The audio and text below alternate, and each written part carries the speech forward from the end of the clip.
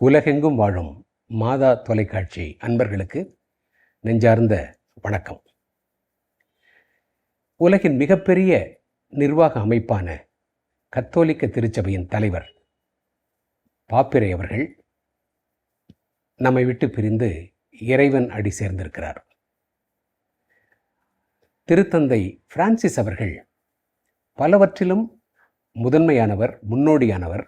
இதற்கு முன் நடந்திராதவற்றுக்கு கட்டியம் கூறுபவராக இருந்திருக்கிறார்.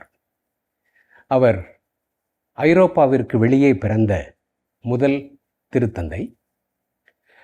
ஒரு இமிகிரண்ட், வேலை தேடி சென்ற இத்தாலிய பெற்றோருக்கு பிறந்த குழந்தை.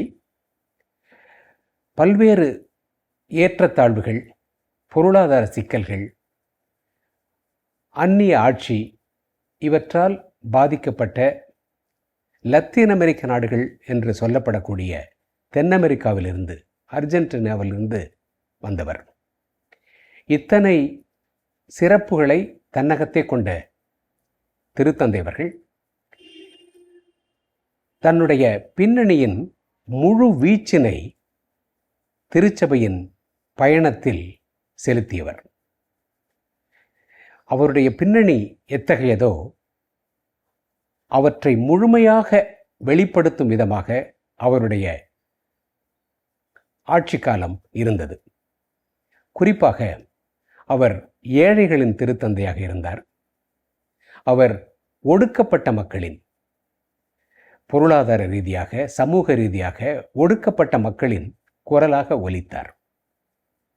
அவற்றையும் தாண்டி அவர் பூவுலகின் நண்பனாக இருந்தார். கிளைமேட் சேஞ்ச், சுற்றுச்சூழல் மாசுபடுவதாலும் புவி வெப்பமடைவதாலும் இந்த உலகம் எத்தகைய பேரழிவை சந்திக்க வேண்டியிருக்கும் என்பதை வத்திக்கானிலிருந்து வலிமையாக எடுத்துச் சொன்ன மாபெரும் திருத்தந்தையவர்.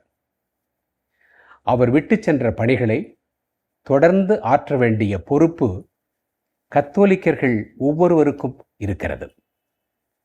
இங்கிலாந்தில் சொல்லுவார்கள், மன்னர் இறந்தால் சொல்லுவார்கள், the king is dead, long live the king என்பார்கள். மன்னர் மறைந்தார், மன்னர் வாழ்க. ஏனென்றால் மன்னர் மறைந்தாலும் மன்னரது கொள்கைகளும் ஆட்சியும் பீடமும் தொடர்கிறது. அதைப்போல திருத்தந்தை மறைந்தார், திருத்தந்தை வாழ்க. The Pope is dead, long live the Pope. இறைவன் நம் அன்பிற்குரிய திருத்தந்தை பிரான்சிஸ் அவர்களுக்கு நித்திய இளைப்பாற்றியை தருவதற்கு அனைவரும் பிரார்த்திப்போம். வணக்கம்.